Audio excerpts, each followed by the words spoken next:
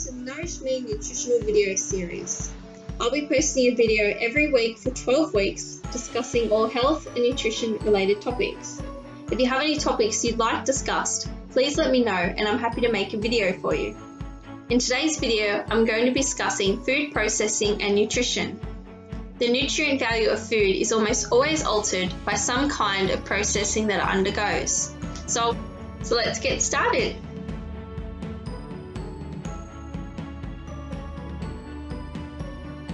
Almost all the food is processed in some way before it's eaten.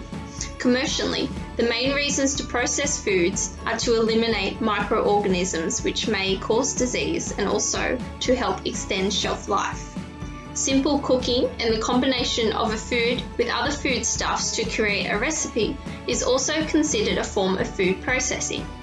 Whatever the case, the nutritional value of any food is often altered by this processing. Some vitamins are more stable and less affected by processing than others. Water-soluble vitamins such as your B vitamin group and your C are more unstable than fat-soluble vitamins such as your vitamin A, D, E and K during food processing and storage. The most unstable vitamins are folate, thiamine and vitamin C. The most stable vitamins include vitamin K, vitamin D and pantothenic acid, which is vitamin B5.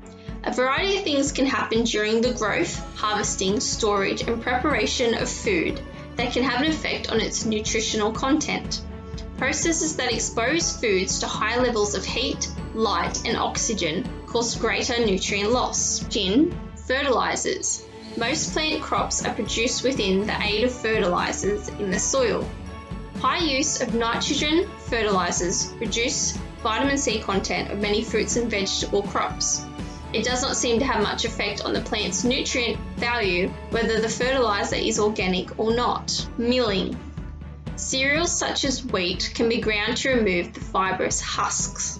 These husks contain many of the plant's dietary fiber, B vitamin groups, phytochemicals and minerals. This is why products such as white breads are less nutritious than whole grain varieties, even if they've been artificially fortified with some of the nutrients that are lost within the milling process. It is important to add everything back that is taken out, especially the phytochemicals. The fiber that is added back to some of these products is often a form of resistant starch, which may not be as beneficial as the fiber that was removed in the first place. Blanching. Before a food is canned or frozen, it is usually heated very quick with steam or water. The water-soluble vitamins, including vitamin C and B complex, are sensitive and easily destroyed by this blanching process. The foods are then canned. Food inside are heated to kill any of the microorganisms that may be present and help extend the shelf life. Some types of microorganisms require severe heat treatment, and this may affect the taste and texture of the food, making it less appealing. Preservatives are generally not needed or used in canned foods. Water-soluble vitamins in particular are sensitive to these high temperatures. Many people believe that canned foods are not as nutritious as their fresh counterparts, but it's not always the case. Fresh food often deteriorates more rapidly than canned foods. Freezing. The nutrient value of a food is retained when it's frozen. Any nutrient losses are due to the processing prior to freezing the foods and the cooking once the frozen food is thawed. Pasteurization. This involves heating liquid foods such as your milk and fruit juices to specific temperatures to destroy microorganisms. The nutrient value of milk is generally unaffected. In the case of pasteurized fruit juices, some losses to the vitamin C can occur. Preparation of vegetables.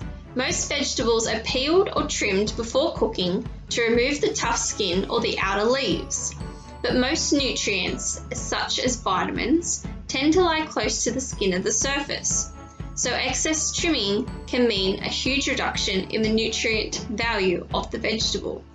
Losing nutrients through cooking. Some vitamins dissolve in water, so if you lose vitamins in your cooking water if you prefer to boil your vegetables. For example, boiling a potato can cause much of the potato's B vitamins and C vitamins to migrate into the boiling water, which is then tipped down the drain. It is possible to benefit from these nutrients if you consume the liquid, for example, by turning the potato into a liquid-based soup. Alternate cooking methods such as grilling, roasting, steaming, stir-frying, or microwaving are generally better to preserve the nutrients and vitamin minerals within the benefits of cooking food. It would be inaccurate to say that cooking food always lessens the nutrient value. Cooking can be advantageous in many ways, which includes making the food tastier, breaking down parts of the vegetables that would otherwise be indigestible, destroying bacteria that may be harmful, and making phytochemicals more available. For instance, phytochemicals are more available in cooked tomatoes than they are in raw tomatoes. The same is true for beta-carotene that is found in carrots. So how do we preserve the nutrient value in our foods? Some suggestions may help to retain the maximum nutrient within the foods that you cook. However, these are only suggestions. You need to store foods properly, keeping foods that are meant to be cold in the fridge under 5 degrees and sealing foods in airtight containers. Ensure you keep vegetables in the crisper section in your refrigerator. Try washing and scrubbing vegetables rather than peeling them. You may also want to add some vinegar into your water to help break down some of the harmful substances that may be present on the foods. Microwave, steam, roast or grill vegetables rather than boil them. If you do boil your vegetables, save the nutrient-laden water for soup or use it as a stock in your soups. Use fresh ingredients wherever possible and cook your foods quickly. Things to remember: the nutrient value of food is almost always altered by some kind of processing that it undergoes, whether this be processed foods that you buy at the supermarket or fresh foods that you buy and process yourself at home. Water-soluble vitamins are almost always vulnerable to processing and cooking. They are also vulnerable to high temperatures, light, and very cold temperatures as well. Careful cooking and storage will help retain the nutrients within your food. If you have any questions relating to cooking methods and nutrient value of food, please let me know. Thank you for watching. I hope you have a great day. Bye.